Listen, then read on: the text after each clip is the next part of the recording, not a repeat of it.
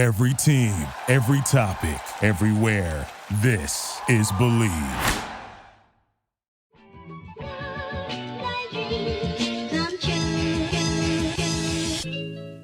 Welcome in to an emergency JMU Sports News podcast. Curt Cignetti is reportedly leaving JMU to take the same position, the head coaching position for Indiana.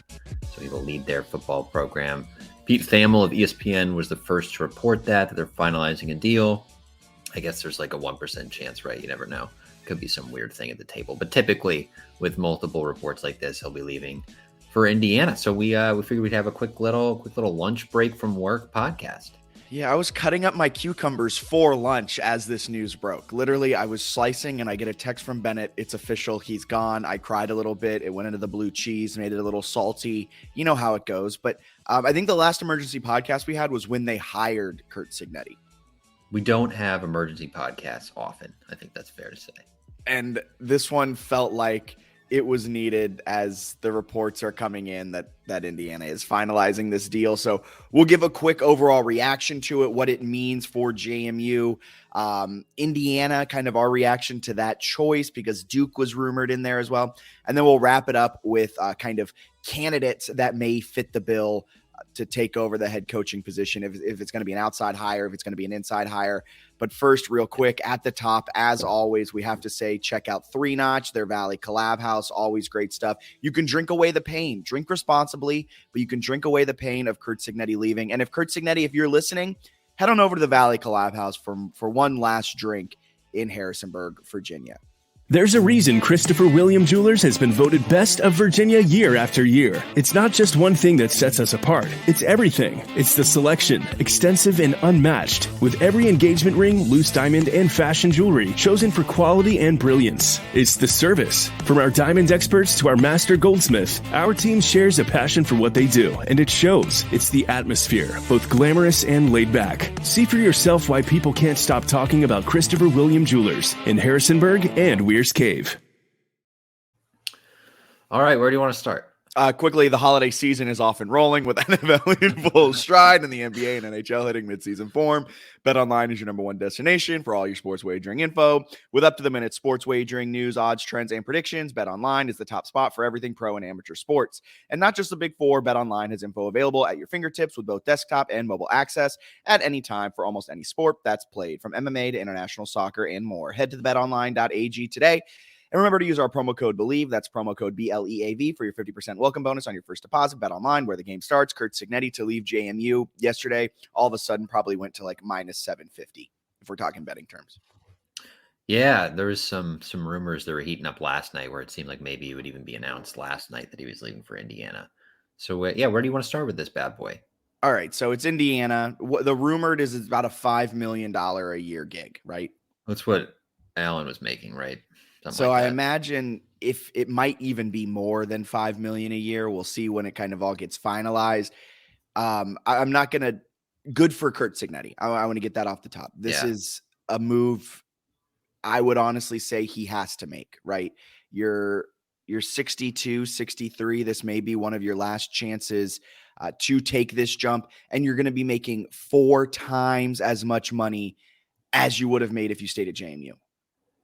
Indiana is actually, so I was doing some reading last night, actually kind of committing more to football with, I think, maybe the long-term view that the P5 and the NCAA in general could explode, and you could have like your athletes are employees, and if you want to like stay in the Big Ten and they don't cut you out, you need to be better at football. So they are like kind of investing in it. I think they've got a decent amount of NIL money. I saw some fans for Indiana saying they would have like $3 million annually or something that they could throw around.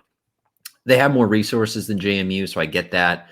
I agree with you that he's getting a little bit older. If he wanted to make a leap, kind of getting to the right time, right? Strike while the iron is hot with JMU at 11-1. At the same time, man, Indiana, like I thought he was going to leave too, but like they're a bad football program, and I think he can win games. This man's not going to go out there and like start beating Michigan consistently or Ohio State or Penn State. Like I get why he would do it. But if you're an Indiana fan, do you think he's there for 10 years? Because I don't. I think it's another stepping stone. I think it's a better stepping stone because he can, like, if you go I mean, 8-4 at Indiana, it's like, for 2 wow. years. If he goes Yeah. 16-8 over the next 2 years at Indiana, all of a sudden he's getting looks from like high-end P5 schools. And boy, has he taken an unconventional route to get where he is, but it is working out for Curt Cignetti. This might anger some Hoosier fans. I was a little sad that it was Indiana. I thought Curt Cignetti was better than Indiana. I thought it was going to be Duke, a potential ACC school. You were saying it. I kind of had the same feeling. I mean, we posted an Instagram reel on our Instagram today talking about how it's a 50-50 shot he stays or leaves, but it's a 95-5 shot if it's West Virginia. I thought he'd stick around for another year, hope for that West Virginia opening.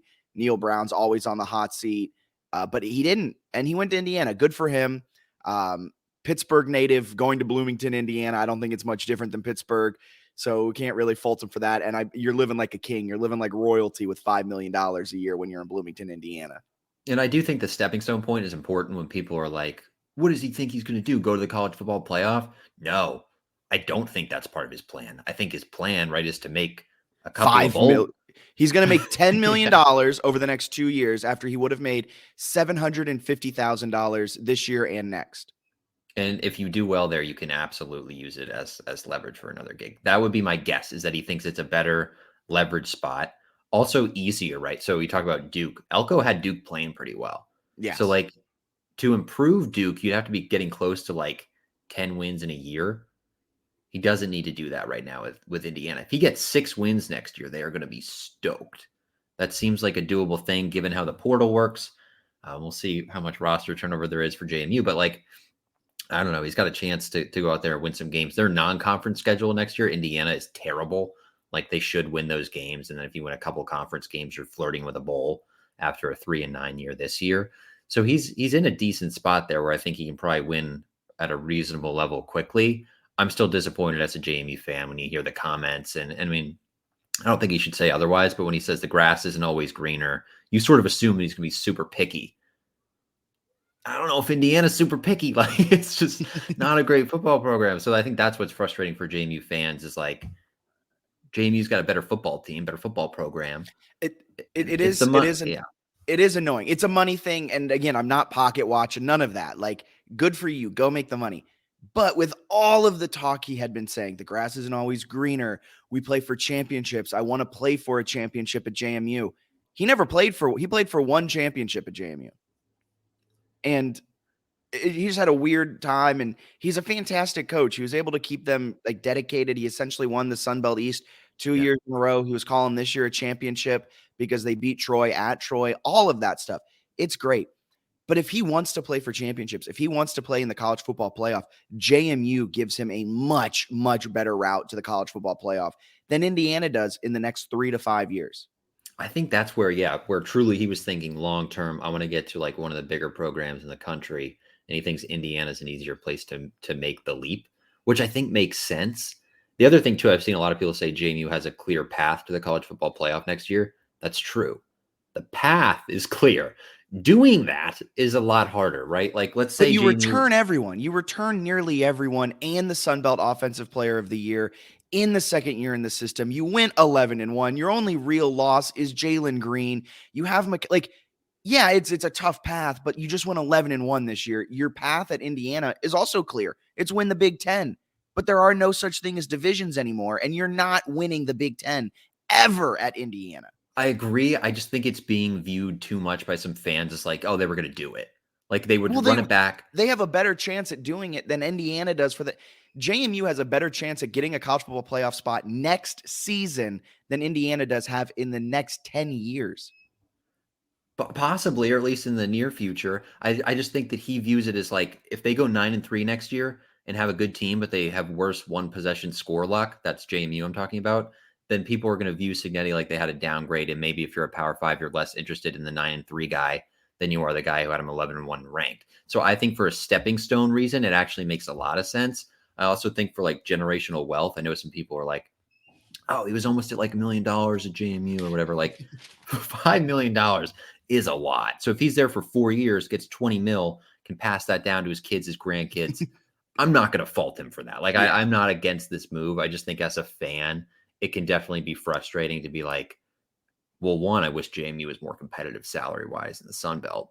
And two, it's tough to lose a coach to a program that, like, I don't think is going to be relevant. I agree with you on a national level. I just get why he did it, because he got JMU close to a peak, and JMU might have some better years. They might have, a lot better stuff coming in the future, but they also might have some down years where they go like 8-4 because the Sun Belt East is hard, or 6-6. Yeah, I mean, they went 9-4 last season. 8-4, whatever they went last. 8-3, yeah, it's tough. And then 8-3, and so like you could have that again next year. And we all viewed last year, as we should, as like a successful year, but that's not getting you anything. And I think we've been speculating this a lot, is that his end goal is West Virginia. I think that's, I'm not sure how true that is, or it's Pitt, or it's something like that where he wants, who knows. But if that speculation is true, Indiana to West Virginia is a much easier stepping stone. That if you're waiting out Neil Brown, wouldn't you rather wait out Neil Brown at minimum $5 million a year? Right. And it's, I don't know, I just think it does make some sense for him. I also saw some fans be like, at JMU, you can build a stronger legacy. It depends how you define legacy, right? So I think he has a pretty good legacy at Indiana, where he loses 3 or 4 games for the next 5 years. You're a god in Indiana because they've never had football success.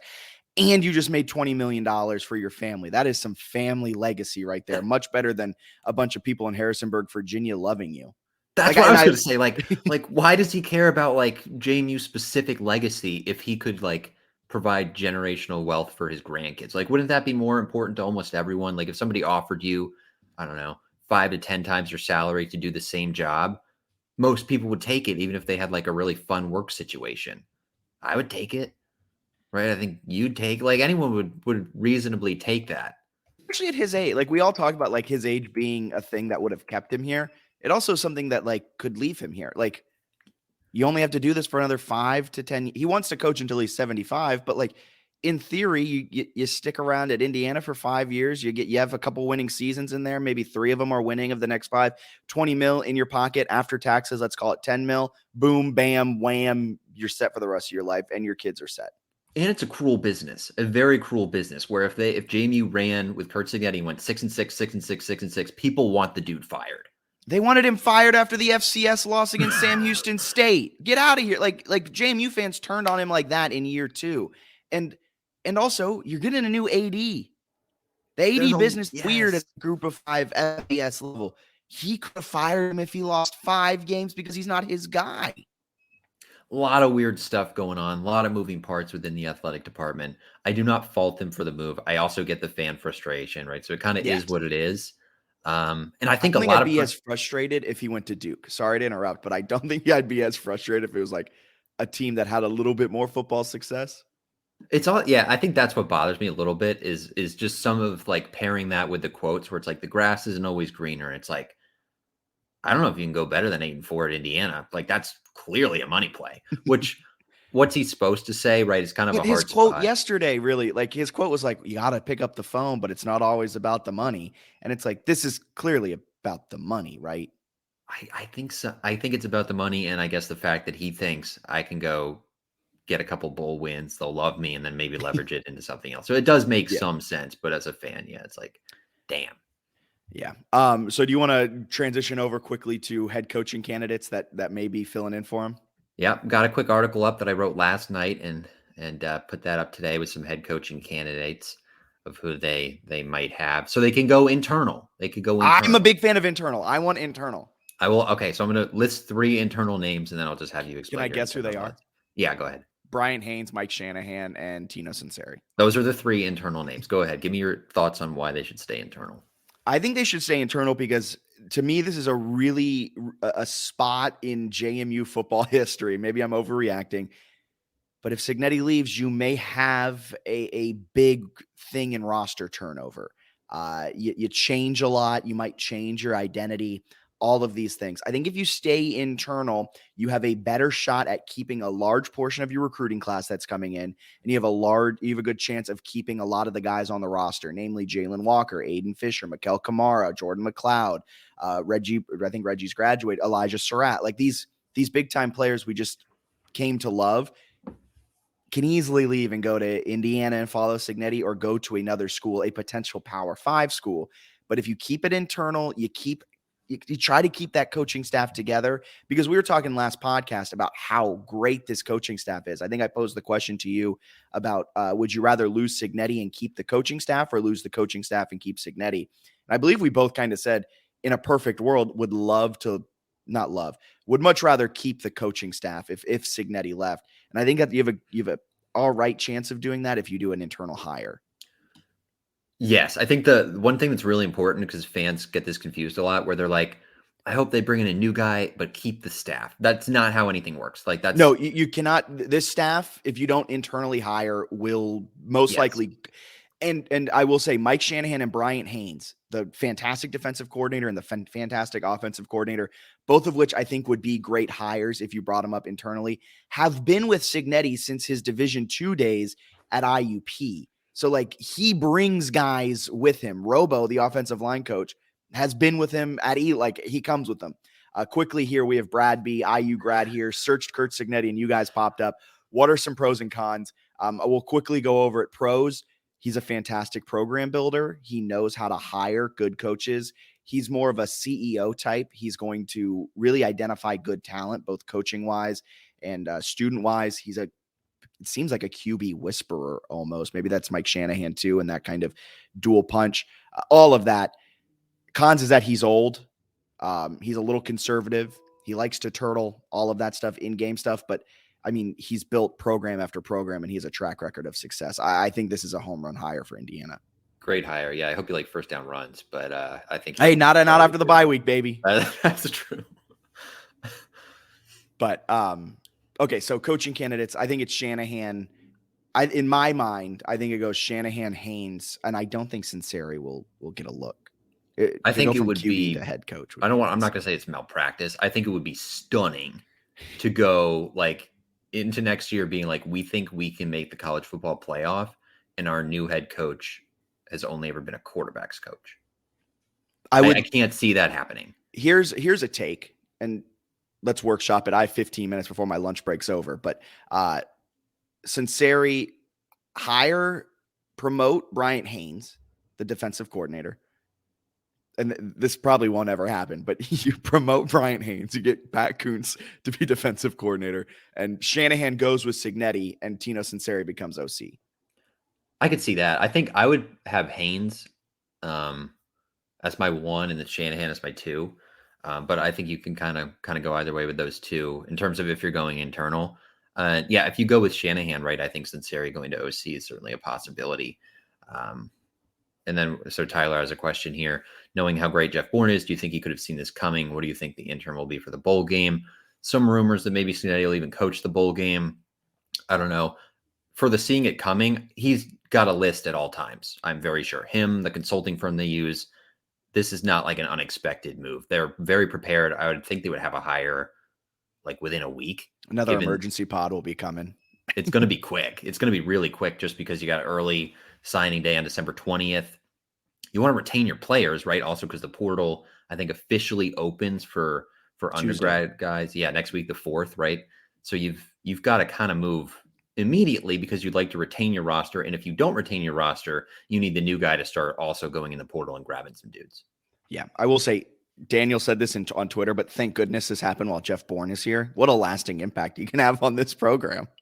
But also a unique situation, right? Where the new coach will coach his first football game with an AD who didn't hire him. So it's going to be it's going to be a crazy few months. Whoa. Okay, so some outside candidates. You've been nose to the grindstone figuring out some outside candidates. Yeah. Hit me with some outside candidates.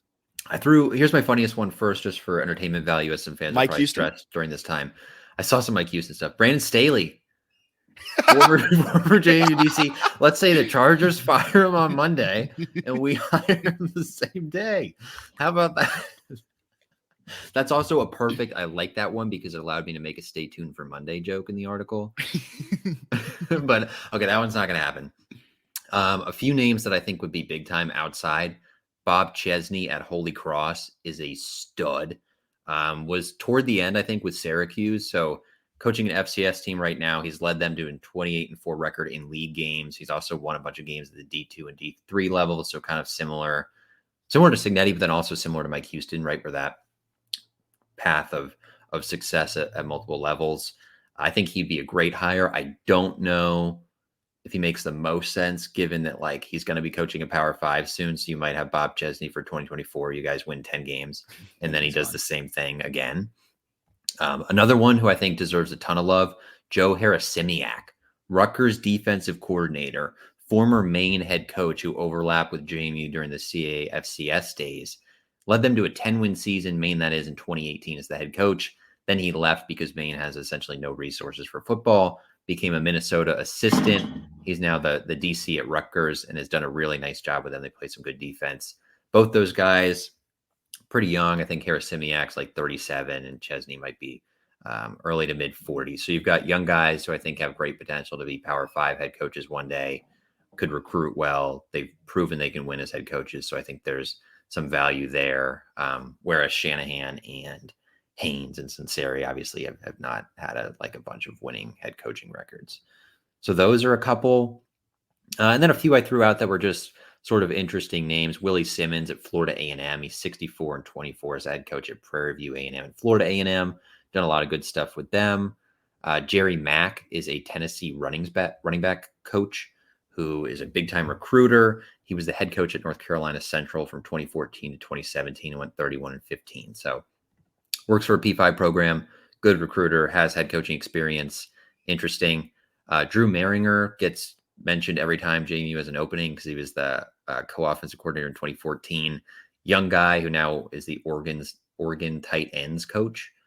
Wouldn't expect him to be like the favorite or anything, but he always seems to sort of get his name in the mix. Yeah. And I threw Jay Hill in there on my list. The former Weber State head coach, now the DC at BYU. I think he spent his entire coaching career in Utah. So I don't expect this to happen because if you're trying to like kill recruiting in Virginia and North Carolina and the East Coast, and you have somebody who like eats, sleeps, breathes like Utah and the West Coast, I'm not sure that makes the most sense, but won a ton of games there and is a very good coach. So those are some names. And then I threw Staley as a joke. Brian Steinspring always gets mentioned. He's the head coach now at Roanoke College. I don't think that's a real possibility, but it's almost a guarantee that a former player will float his name at some point here in the next 2 days. Yeah. Isaac Steer asked, does Cignetti take his coordinators and QB with him? He can, but it all depends on what the hiring here at JMU does, because they can promote, the coordinators can stay. Right. It's more so kind of a dual thing of what Cignetti wants to do and then what the new coach wants to do who is coming in. So stay tuned for that. I also don't know how the McLeod stuff works because I know some Indiana fans are asking about like the actual quarterback position. He's transferred a lot. Like, I don't know if he's out of potential transfers by now. Someone responded that when your coach leaves, you get a free year transfer. That's not a thing. That's like they used to be. I was looking this up yesterday, and the NCAA has a very specific thing that says that's not a free waiver. Okay. So you can, maybe if there's like a coach thing and a mental health thing that you could put to, I don't know. The waiver process is confusing, but I don't think it's one where you get a free, I can transfer in addition to a one-time transfer because my coach leaves. Yeah. So before we get up on out of here, I want you to give me a percentage chance of it being an outside hire or an internal promotion. Gosh, that's a good question. I'll let you answer first. Sorry. I'll say that they go 60% outside, 40% inside. They've got some great assistants inside, which makes me think it's possible. I also would not be shocked if they wanted to roll with somebody who's like won as a head coach before, like they did with Cignetti. That's a good point. So if it's an outside hire, who's your pick? Who do you think it'll be? It's such an impossible task because it's probably going to be some Division II coach we've never heard of. That's just the way it seems like they do it. But who do you think it'll be? If they get Chesney or Harasimiak, I think that is like home run. You nailed it. Like they're young. They've won as head coaches. They have great experience. I think they could come in, and if you have them for multiple years, I think you'd be in an unbelievable spot. A part of me kind of is coming around on the inside thing because maybe they could keep the recruiting class intact, keep the roster intact. You'd be darn good in 2024. And if that doesn't work out, the new AD would have a pretty easy crux to be like, hey, we're going to check. I wouldn't be opposed to seeing how that goes for 2 or 3 years. I think it's a 75-25% chance it's an internal. I'm pretty confident that this is going to be an internal hire, and that's really why I'm not too worried about this. Kind of the Oregon State mold of how they promoted Jonathan Smith, their defensive coordinator, who had been there for a while and had really known the kind of culture and structure that was built there at Oregon State. And a lot of their fans are excited about that. That kind of got me more excited about a potential internal hire. According to some reports, potential recruits may be more keen for an internal hire and would be less likely to flip. So there's a lot of things that going into it, but I think an internal hire at this point in where JMU is, they have 2 stud coordinators. They have some great kind of position coaches. I would love an internal hire and trying to keep this staff as intact as possible. I see a lot in the comments that Frank Cignetti Jr. is available. I don't want Frank Cignetti Jr. He's not the best offensive coordinator when he was at Pitt. The guy who got fired from Pitt? Yeah. I assume that's a joke, but I hope it's a joke. Just to be clear, no. But I think JMU is slightly above Frank Cignetti Jr. And that would be a downgrade between the Cignetti brothers, like a big time step down from. That'd be Curt really tough. Let me hit you with a couple of quick listener questions. All right, I gotta get out of here. My lunch break's almost over. I know. Hit me quick. Daniel Merriman was asking how much roster turnover do you expect? There's a few other things there, but what do you think roster turnover wise? Do you think it gets crazy here in the next couple days? I don't think so. I think they'll keep it together for the most part. Don't be shocked though if like a Jalen Walker or an Aiden Fisher enter the portal.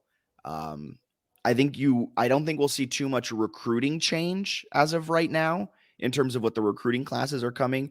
Ben Hoffer, you can follow him on Twitter, recruiting Duke's Recruits, at Duke's Recruits on Twitter. He'll have kind of the updates over there. I think from a current roster standpoint, you'll see a few enter the transfer portal. So don't be shocked if they do. But I don't think there's going to be insane roster turnover. Also makes sense if you're a player to just wait like 3 days. And then yes. I think the hire is going to happen within the next 10 days. Oh, I think it'll be like within a week. I think because that's why Indiana acted so fast. Their athletic director wanted someone in place for Tuesday for the transfer portal and to get everyone back together and essentially recruiting people. I would not be shocked if the hire's made Monday. Yeah, I could see it happening quite quickly. I saw another couple of replies to the coaching candidate story. Bubba Fiss asked if Mike London can be a possibility. I think that'd be underwhelming given his terrible tenure at Virginia, even though he's been a really good FCS coach. And then somebody suggested Al Golden. I guess he's an assistant at Notre Dame now. I think he was at Temple in Miami and has had some. He could certainly be an interesting look. I kind of think young. I think they go young this time. Sort of in that similar Houston vein, where it's an internal hire, or if they can get a guy who's won but is young, I think that'd be quite the play for them. Ben just put in the YouTube comment section. I just got word coaches are contacting recruits. That's both JMU's current coordinators and other coaches. And that's normal. That's normal, man. That's how the sausage gets made, man. I can tell you're trying to rationalize. No, I mean, that's just like how it is. Like it's a shady enterprise where it's like all about money. It's not about student athletes, right? It's about just like, can I get the players to have my team win? Like, let's say JMU gets a coach from some other school that had a few good players. The coach is going to try to steal them and bring them to JMU. And we're all going to be like, smart move. This guy knows what he's doing. So I don't know. I'm not going to get that mad about that. JMU, whoever becomes the head coach is probably going to try to steal some people. And if it's an internal hire, I think they lock in the class pretty well, do some stuff, and then go grab some transfers. I did find, quick last note here, at least for me, I found it hilarious that an Indiana player entering the portal posted today that he got an offer from JMU and then had to clarify that he received it previously, but only posted it today. I found that hilarious because Indiana fans were sort of in a funk there for a second. Do you think Travell Mullen transfers back to Indiana? That would be something if Mullen went back to Indiana. I'm going to be bummed if they lose some of the key guys on the roster, but like, I don't know. They've gone through this before, right? They've gone through it multiple times over the last decade and been pretty successful. Can I say a really pessimistic take before we get up on out of here? Yes. It feels like they've hit a home run hire with Withers into Houston, into Cignetti. Really feels like the time for just a whiff is coming. And I don't think this program can afford a whiff right now. That'd be tough. But also good thing that they've hit a home run with their last three hires. Gun to your head, who's the coach? Bryant Haynes. Haynes makes a lot of sense to me. And then if they could keep Sunseri and or Shanahan with Haynes, that'd be very, very cool. I think Shanahan, if he's not the promoter, I think he goes with Cignetti. That's fair. I think Pat Kuntz, if they can keep Kuntz and Sunseri, that's awesome. The staff is great if they could hang on to some of the staff. Yeah. So, keep it locked to our Twitter, JMU Sports News, our Instagram, same handle, and our website, www.jmusportsnews.com. We'll be hitting a lot of content coming, a lot of stuff. Nova, we need Tino to stay, Jordan, and a few others. Guy, that's true. Tino Sunseri has been a QB whisperer, and his impact has been massive. So keep it locked to all of the social feeds. This has been the JMU Sports News Emergency Pod presented by BetOnline. A lot of stuff is going to be happening in the next 72 hours. Stay tuned for Monday because I think we'll have I think we'll have a coach hire here very shortly. So, Bennett, thanks for jumping on this emergency pod. It was fun. Great emergency pod. See you soon. We might have another one here soon.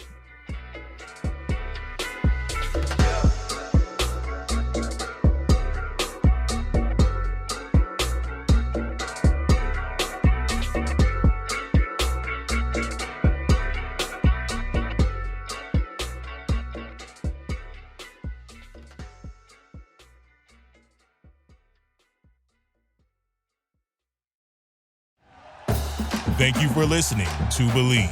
You can show support to your host by subscribing to the show and giving us a 5-star rating on your preferred platform.